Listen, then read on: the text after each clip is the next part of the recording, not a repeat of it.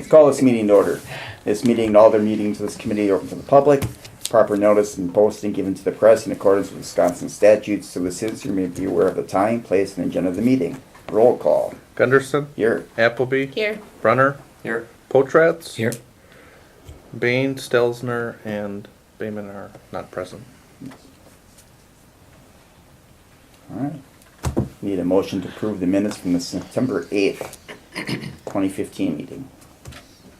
I'll make a motion to approve the minutes from the September 8th, 2015 meeting. I'll second that. We have a motion and a second. All in favor? Aye. Aye. Carries.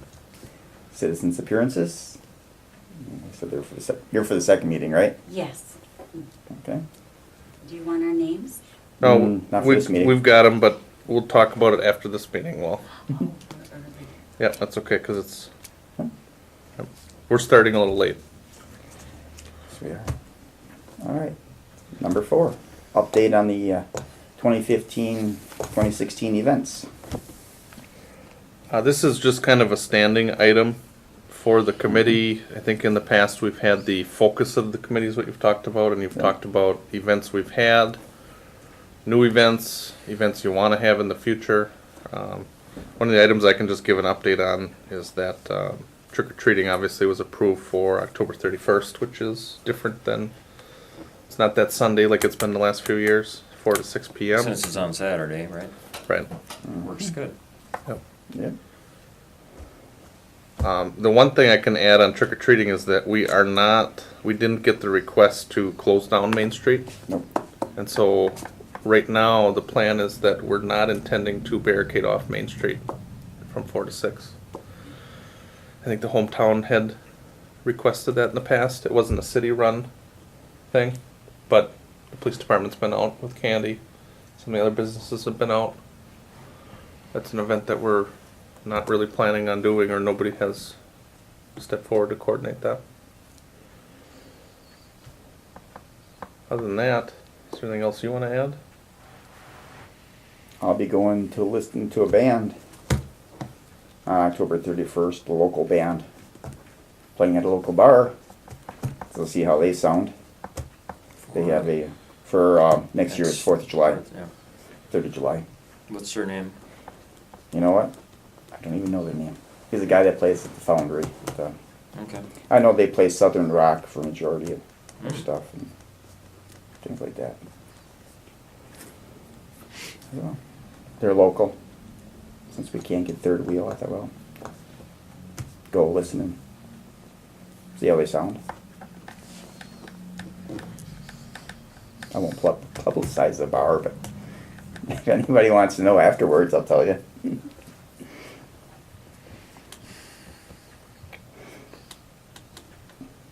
Okay. That's about it for right now. Anything on the movies? No, I mean, we've got an idea on what it'll cost, but for one movie, again, just an update on renting all the equipment, getting an actual movie, and the big expense is really in the movie because you have to buy the license to be able to run a movie publicly. Movies run $300, $400, $500 for a movie, and then the equipment can run $700 to $800. We've put out feelers with Weyauwega and New London. And when we get to the budget, we'll look at some of the discussions I've had with them and compare what they offer for shelters and recreation and that. But it's almost, I get the sense that they're all on budget mode for next year and then actually talking about movies and whether they'd be interested in working with us on a movie in the park or something like that. Probably going to come by winter. So.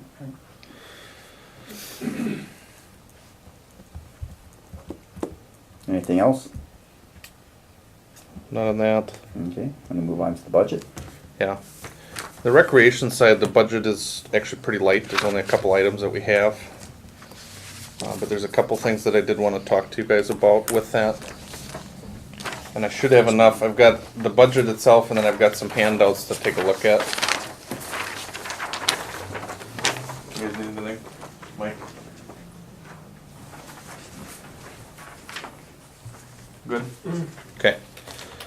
I'll just run through some of the line items real quick, and then I've got some handouts that you can maybe take with you too. But in general, what we're looking at for the top section is the expenses.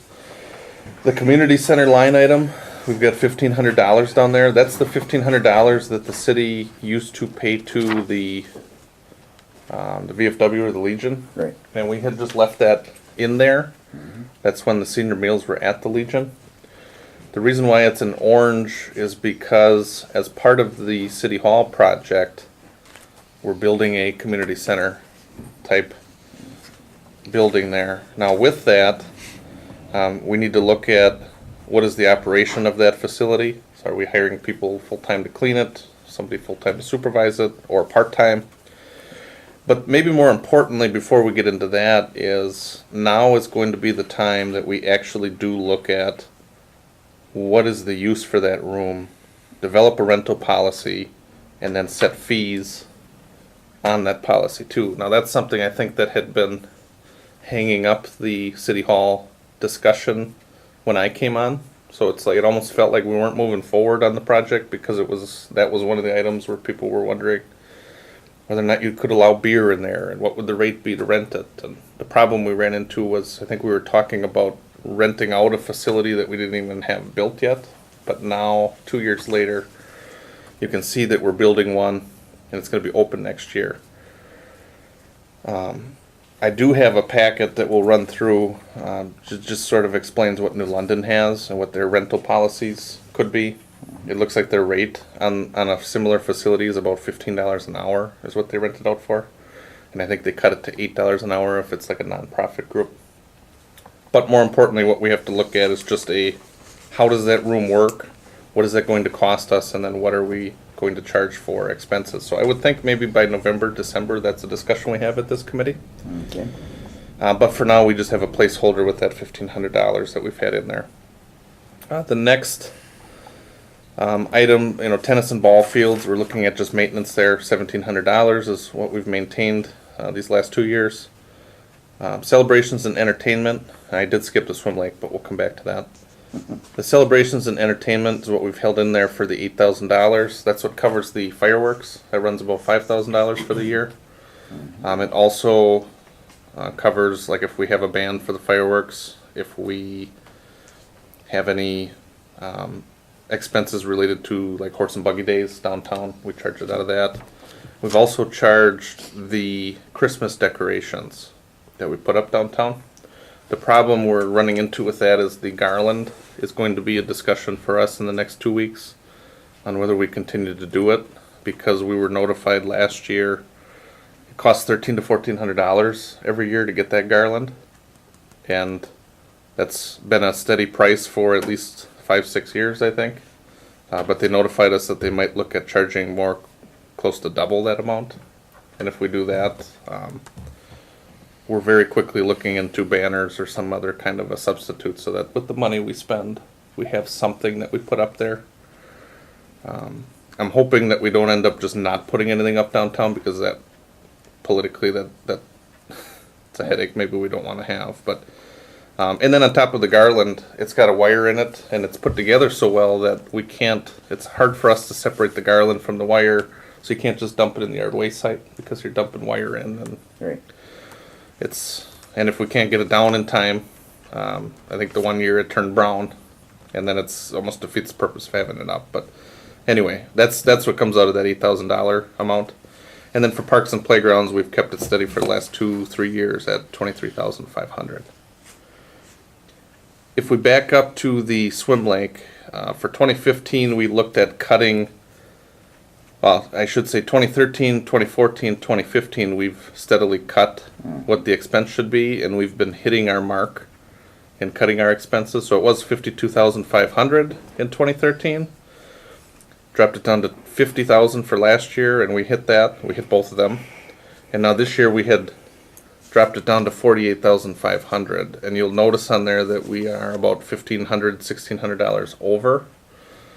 And that can mainly be attributed to the fact that with our turnover in staff, we had to train a majority of the staff, and then we had to pay a trainer to come out because that was the most efficient way to get everybody trained in time. That ended up running about $2,000 between the training. So I feel good about leaving that $48,500 for the expense there. And in November, we'll give you a better report on the year, on expenses, figures, statistics. It'll be in November because we're still getting a lot of bills yet for the summer and paying those out. So I think we're pretty good there. And then I'll skip down to the bottom. There's 2 line items for revenues. One is the swimming pool fees. And the number that we've had in there the last 3 years is $15,000. That's the revenue we take in. And we exceeded that number this year by $700, which is very good. But what I'm looking to do is to increase that number to $20,000. And with that, in November, we're going to have a discussion on the fees that we charge. And Mr. Potratz did talk about the opportunity to expand swim lessons too. Maybe create that as part of a summer school program. You can get more revenue there too. But I think we will be looking at those fees in November because we've kept them the same for a number of years. With that, then, the thought on the swim lake is that we're hoping to earn $20,000 in revenue, and our expenses would be $48,500. So the net on that is that the swim lake, we're hoping, costs us $28,500 to put that service on to the community. Does that make sense? Mm-hmm. Okay. The only other item that's out there then is the park shelters and playgrounds. We have had that number at $2,000 in the 2013-2014 budget. We've been exceeding that amount. We've been in the $2,500 to $2,800 range. For 2015, we had set the amount for the budget at $3,000, and the thought there was that we built the brand new shelter. We were hoping to get more rental on it. And the result is we actually did get more rentals on it. The year to date, it looks like we came up short on the budget by about $150, but with the delay we had in building that garage, we had to move people out of shelter number 1, which is the yellow one. And when we moved them, for the inconvenience, we refunded their fee, and we refunded $160. If you'd add that $160 back in, we would have been just over $3,000, so we would have hit that amount. We were a little late on the new shelter too, weren't we? That's why we had to move. Yeah. Yep. Yeah. It ran into June. But that won't be an issue for next year. One of the things I do want to look at, though, is that we charge $35 right now to residents or non-residents for the shelter rentals. And we get anywhere from 75 to 85 rentals a year. We look at Weyauwega. Weyauwega just raised their fees for this year, for 2015. And they charge $50 for a resident to rent, and they charge $70 for a non-resident to rent. And when we're at $35, we're still below. We're still in a little bit better shape. We just need to advertise it and let people know that You're it's a saying little for bit the cheaper. new shelter?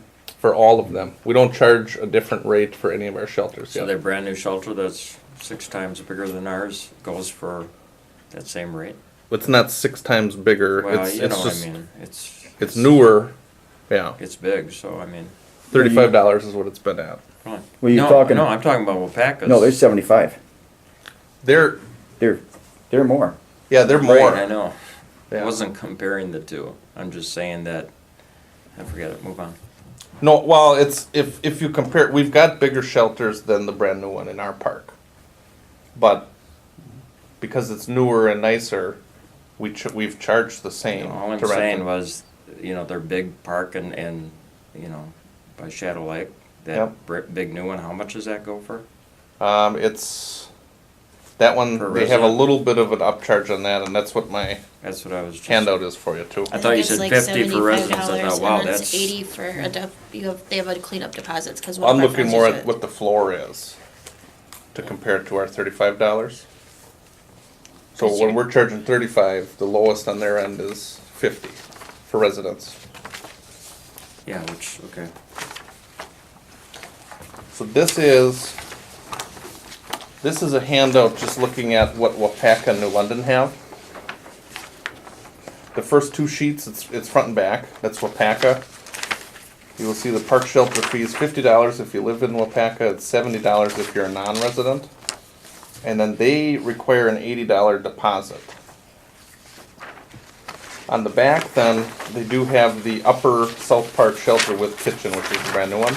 That's where it's $70 for a resident, Yeah. it's $90 for a non-resident, with a $110 deposit down. Yeah. And if we're looking at our $35 rental fee compared to what New London's floor is, the cheapest they rent for is $53. And they don't have a resident, non-resident fee. We haven't increased that fee for a few years. And one of the things I'd like to look at is looking at increasing that rental maybe $5 to $10 to get it to 40 or 45. We'd still be $10, $5, $10 cheaper than Weyauwega, New London. And with that, one of the other things we can look at too is the fact that we have a new shelter. Should we be charging the same as what we're charging for the other shelters too? That's, right now we do charge the same, but that's something that we'll take a look at in November too.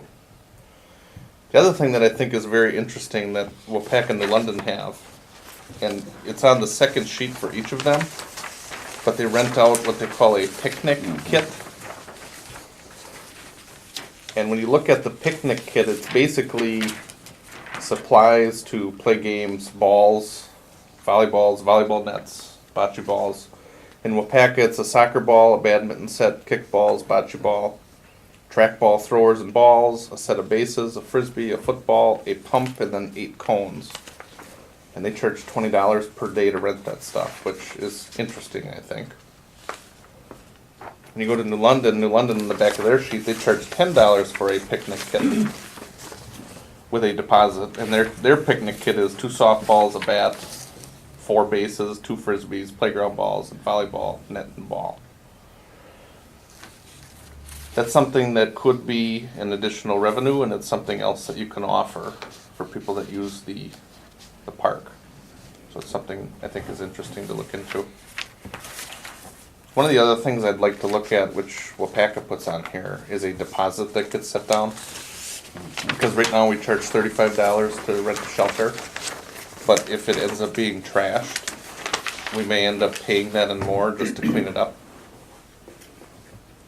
And so because we don't charge, or we don't collect the deposit, we don't really have any way to collect that from people unless they rent again, and then we have some way to track them down. So that's probably another thing we're gonna look at, is just having a deposit that we hold on to, that if everything's clean and everything's good, then we refund it. I don't think that's too much to ask. I think that's No. pretty standard. yeah. So with the budget, this month it's an information-only item. But like I said, we'll come back in November. One of the main things I want to look into is the community center. How's that going to work? Are we going to rent it? What are the fees going to be? And we may not have a good idea for next year because we're only going to have 7 months of it, 8 months maybe, that it's going to be running. But you know, maybe we can get some experience down through the summer. When we go for the budget for 2017, then we'll get a good idea on what kind of revenue we might be able to make, what it's going to cost to run. We'll go from there. So with the rec budget, like I said, FYI, it's info only, and there's not a whole lot to it. But have any questions, comments? Nope. Anybody? Thank Okay. you. Any such other matters? I don't have any with rec. The only info item we've got is we did have a break-in at the Little Red Schoolhouse. And the quick work of the police department had found the offenders. And we had the 2 glass windows on either side of the front door were broken. And then on the south side, there was one of the windows was broken too. They had gotten in, there's some kind of an ink that was spread around on the walls on the teacher mannequin in there. It seems like we've cleaned up the glass. We got the windows fixed. I think it was about $175, so it's a lot cheaper than what I kind of thought it might be. But it's been fixed up. Historical Society knows about it. And I think it was 10-year-old kids, 9-year-old kids Hmm. So, it's just something that happened, just an FYI. Thank you. Okay? All right. Well, then I guess we're looking for a motion to adjourn. I'll make a motion to adjourn. I'll second it. I guess we're adjourned at 6:26 then. Oh, all in favor? Aye. Aye. Here you go.